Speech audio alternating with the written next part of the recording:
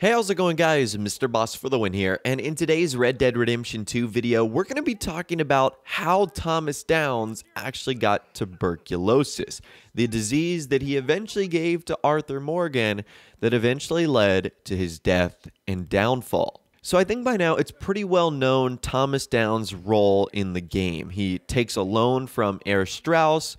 Arthur goes to reclaim the loan. He ends up beating him up.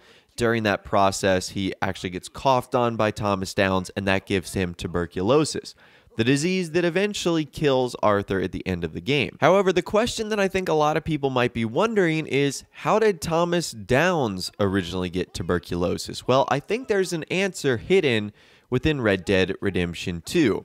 So I first saw this theory posted by a user Irk12345 on the Red Dead Mysteries subreddit.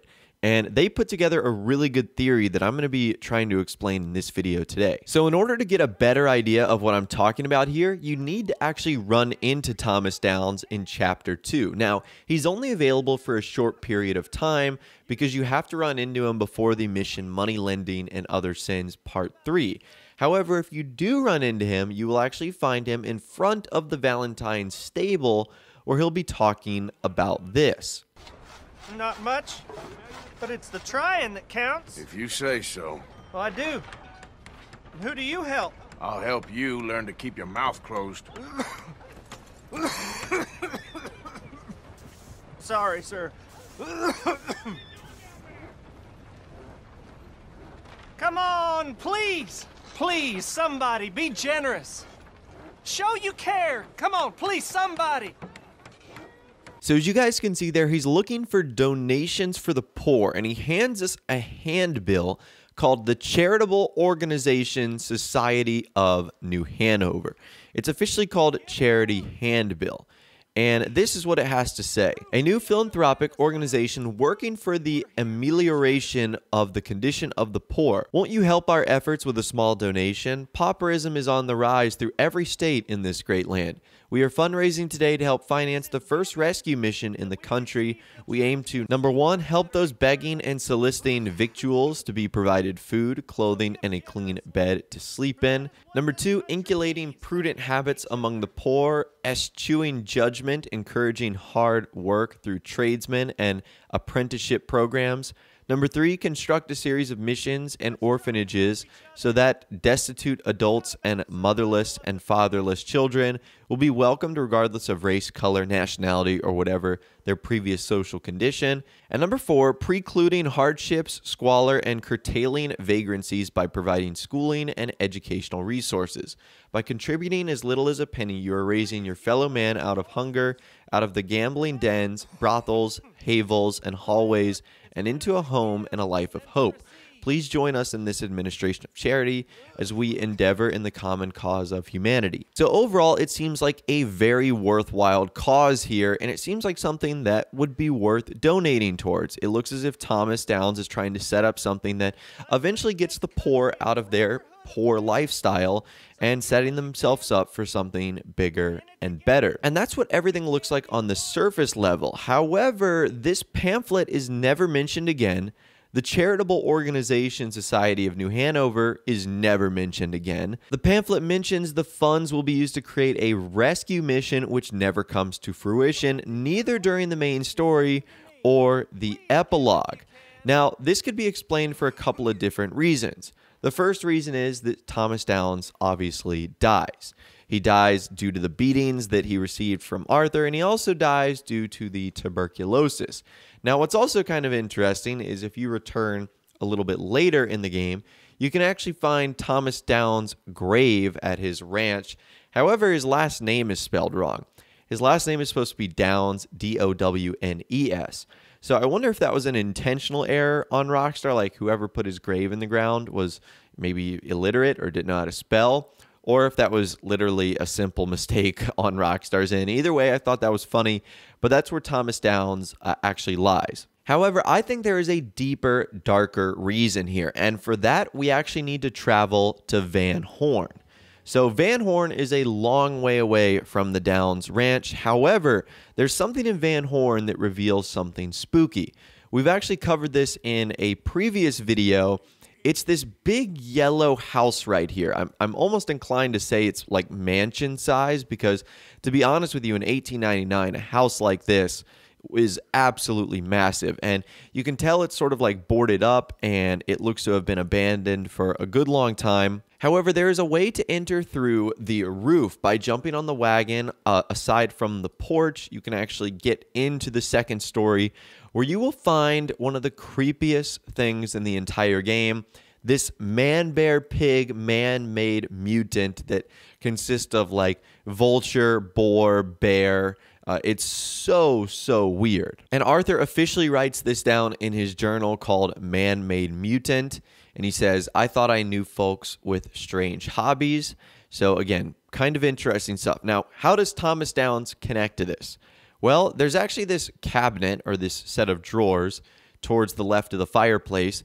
And if you start to open all the drawers, on the top left-hand side, we're going to notice a familiar document. And that is the same charity handbill can be found in this drawer. A stack of them just sitting there. The exact same one that Thomas Downs was handing out at his sort of stand in Valentine. So there's a couple of different theories here. Number one, this could just be a reused asset that Rockstar decided to put in the top shelf of this drawer. However, that seems very specific that they would use this asset to, I guess, show that there's a stack of papers in here.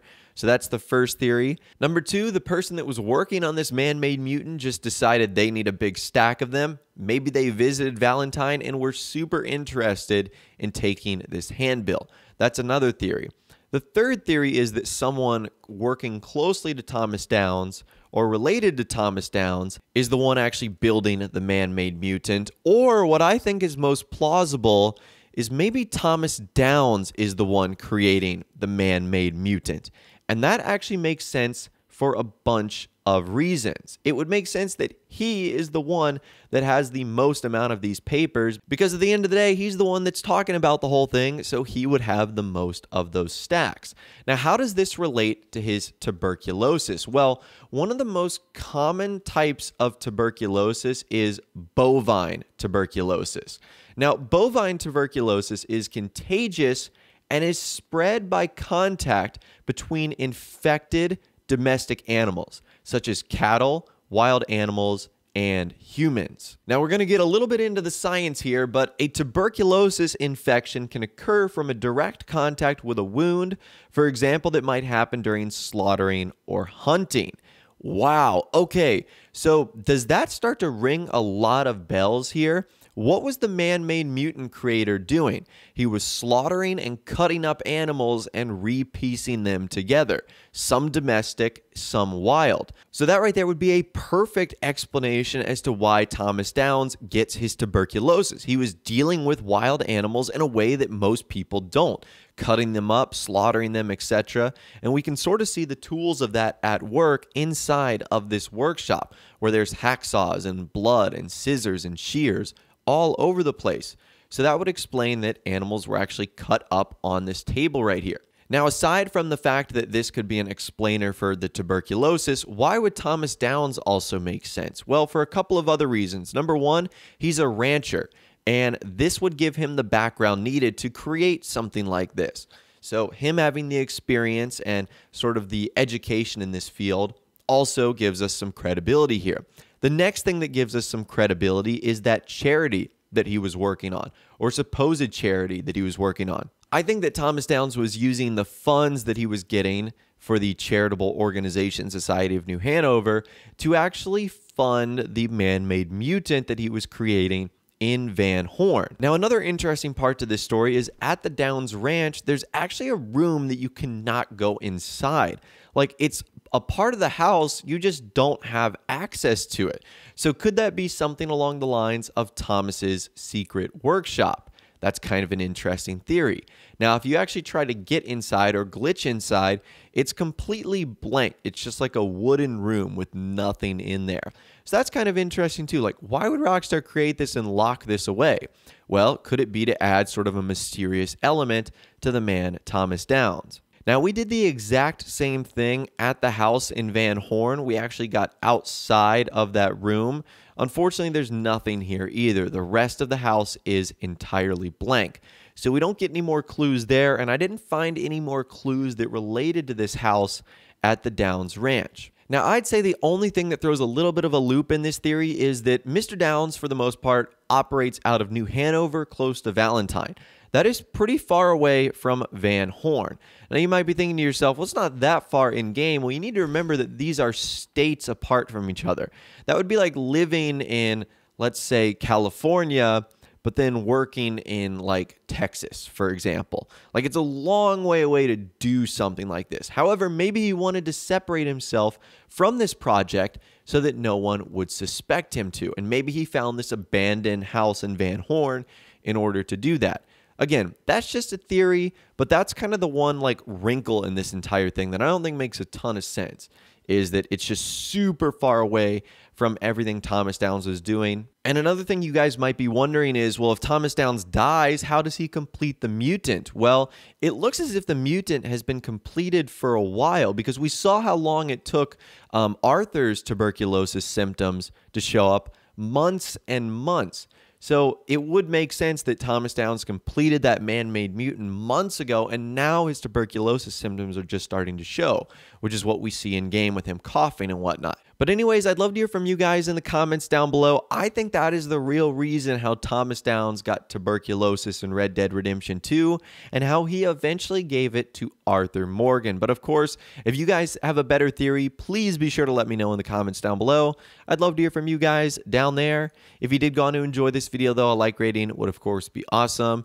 And subscribe to my YouTube channel if you are new, or you like daily Red Dead Redemption 2 videos like this. With all the way, guys, like I said, thanks so much for watching. Take care, and I'll see you guys in the next video.